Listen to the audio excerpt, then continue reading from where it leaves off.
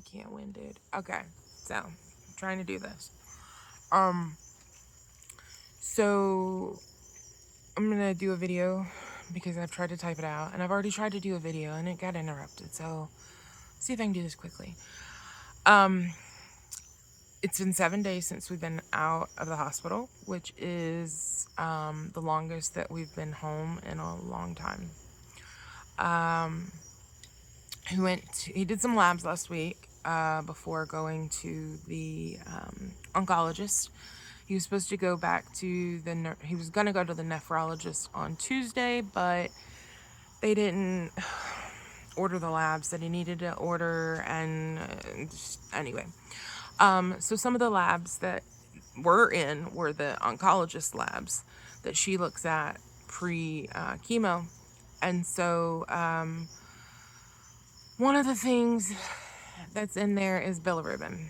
And earlier this year, he had really high bilirubin and was turning quite yellow. And that's when we found out that he had the obstruction in his biliary duct.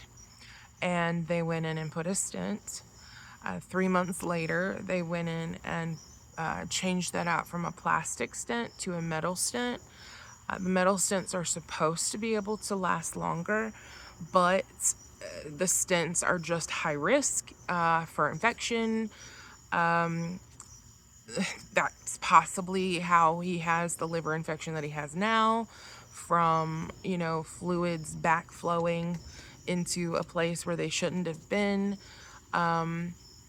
So I don't know, it's neither here nor there, but his when he got on chemo,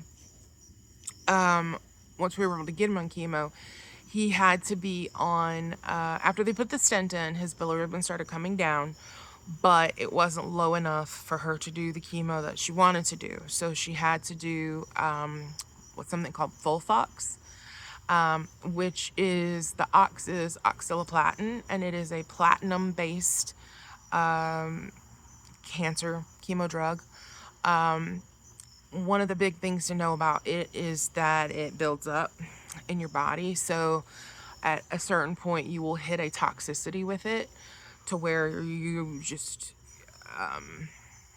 the side effects become too much, too dangerous, and you just can't use that drug anymore. So for Jerry, the oxaliplatin, he had it the very first round of chemo that he did because he did Capox, and that has oxaliplatin in it. So it is the one that caused his neuropathy, a lot of his neuropathy pain. It also causes you to be unable to drink anything that is cool. And that varies person by person, how severe. For Jerry, that meant that he couldn't have anything even that was room temperature. Everything had to be warmed up. And even taking a breath in cold air was enough to cause a reaction. And by reaction, I mean it feels like an anaphylactic reaction, like their mouth, their throat close up. I don't know if it can go full anaphylactic reaction. We didn't want to try that. And then the other thing is you can think that it's gone and then go to drink something and then get the response. The other thing is he couldn't touch anything that was cool or cold. It would hurt in his hand. So he had the neuropathy plus the cold sensitivity in the hand. So it was just extra fun.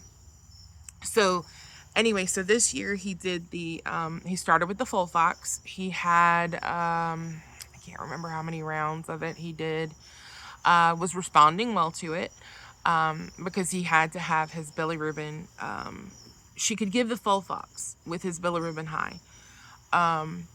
So did the Folfox, and then bilirubin got down to a level that was safe to switch to Folfiri. And then Folfiri has, instead of having the oxaliplatin, it has the irinotecan, which of course comes with its own fun side effects. It doesn't cause the cold sensitivity. It does cause his hair to fall out. It's supposed to cause like really bad diarrhea, and they nickname it "I run to the can," irinotecan. And he didn't really have any problems with that. It was having problems with vomiting.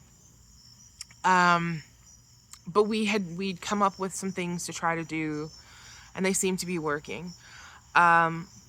But this infection kept coming in, and so at this point, he hasn't had very many rounds of chemo since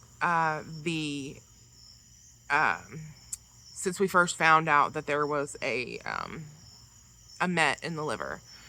And then the one met, went to 5 mets, went to more than 20 mets, to innumerable, is what they say. One scan did say 50, but they usually just say innumerable. And he does have mets not just in his liver, but the liver mets are the ones that are, I don't know, I guess doing the most damage. They are growing. They are appearing every scan and growing every scan. So it is imperative that he gets this chemo to stop them and make them start to recede and die. There is a certain point, a window of treatment where basically the dose that they would have to give you would be toxic and wouldn't be beneficial to you. And you don't want to lose the ability to use the chemo. So that's where all of this comes in. So he's on Meropenum, which is a very strong antibiotic. It's actually like second to vancomycin. I can't have vancomycin because that's what caused the acute kidney injury. So he's on the Meropenum. He is doing okay. He has had some random fevers. He's had days where he perked up and had great energy and felt like he could do stuff. And then he's had days where he just, basically slept all day. Or he's had it to where sitting down on the side of the bed, like going to pull your underwear up, you had to stop at your knees because you just didn't have any more in you in that moment. His heart is still racing. He's still tachycardic. He is still, he's taking shallow breaths. His lower lobes of his lungs are, one side's collapsed, one side's trying to collapse.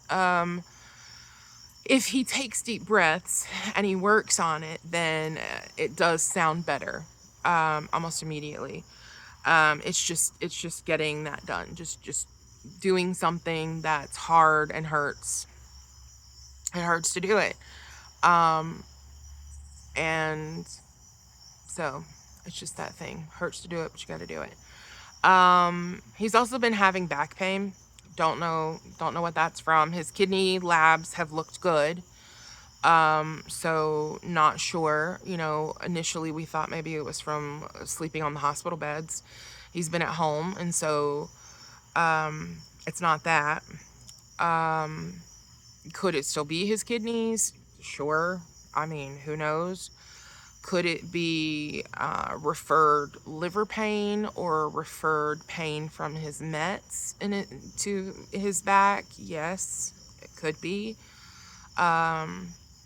Mets like to refer pain. And Jerry's body also doesn't translate pain in what you would consider to be like a normal way. He it's almost like his body interprets pain in referred ways. And it's very hard for him to like pinpoint it as well.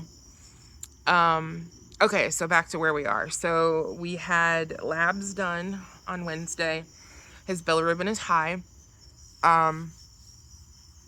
The doctor said that it made her want to say a swear word, and I told her I said enough for both of us.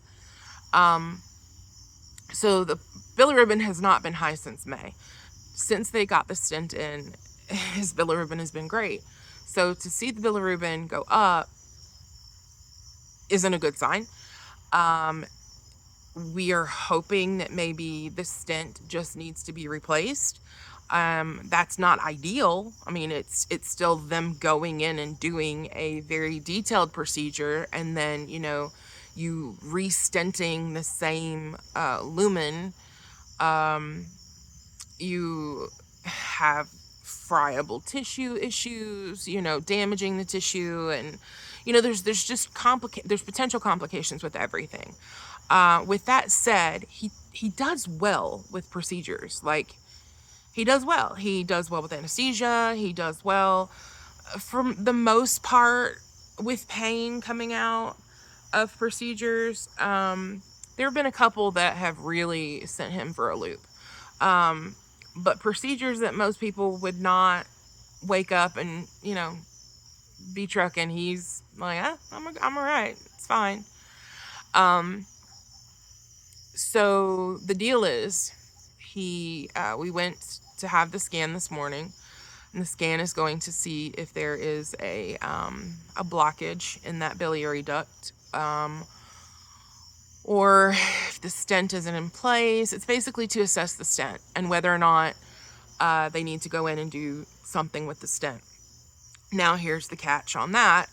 The first time they went in and did the stent, his scans weren't really clinically solid in even saying that there was a need for a stent. His oncologist said there's a little bit of a dilation. You know, his labs have done this, and she reached out to a colleague that she works with, and he reached out to a colleague at Emory and convinced him to do the procedure, and that is exactly what it needed. Again, looking at the scan, it was arguably not showing the clinical signs that needed to be there for the procedure that they had him do, but it was exactly what he needed again. And that's one of those moments where he would have died. His liver was dying. If he had not had that done, he would have died from liver failure. Point blank, period. So, you know, that's one of those moments where, you know, it came through. And then as many moments as I've shared on here, you know, like moments where it's like, oh God, caught this. Oh, we caught that. You know, there's also been moments of that could have gone the wrong way for him, and not even anybody's fault. You know, like, you could have argued that scan didn't show it, didn't warrant it, but his doctor fought for him. And she does that. She's really awesome. And then this is a woman who has said, you know, I've seen miracles. And she said about telling that doctor, she said, you know, he's not seen the miracles that I've seen. And I told him, you know, like, I believe that this is this. Please just do it. And, you know, that doctor, he came in and he was really kind of sarcastic and dark. And we didn't take him wrong. Don't get me wrong. He was fine and funny for us. But it turned out during that shift, his 7-day shift, he'd ended up having 11 new cases of really bad cancer, colorectal cancer, GI cancer, and they were all in young people. So people under the age of, 55, 65 when you're supposed to get it. And he said they're nasty cases. And the reason for that is you don't have symptoms until you're stage 4. Maybe if you're stage 3, you're lucky enough to have symptoms, but usually you're not having symptoms until you are so far gone that treatment becomes very difficult. And that is just the unfortunate part of it, and that it's happening in people that are younger, and doctors tend to want to say, you're too young for cancer. Can't be cancer, you're too young for cancer. Maybe you're having anxiety, maybe you have IBS, maybe it's an ulcer. So you really have to advocate for yourself. Even with all these reports coming out saying more and more people are getting cancer at younger ages and things like that, they go with the majority, and the majority is still older, elderly people. But if you're having the symptoms, you've just got to advocate for yourself, because it's happening. It is real. It is happening, unfortunately. Yeah, I'm sorry, you guys. Like, I'm every little rabbit trail. So bilirubin. Bilirubin before he took the Folfox, responded well to it. His bilirubin dropped enough that he was able to switch over to Folfiri.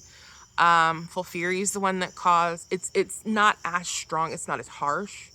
And like I said, you only get so many doses of the platinum-based medications in your life for your body. It will only tolerate so much. And I don't know that there's like a magical number, or I'm sure there's a magical number, but it also depends on your body. They could say the threshold's 30 and your body's like 8.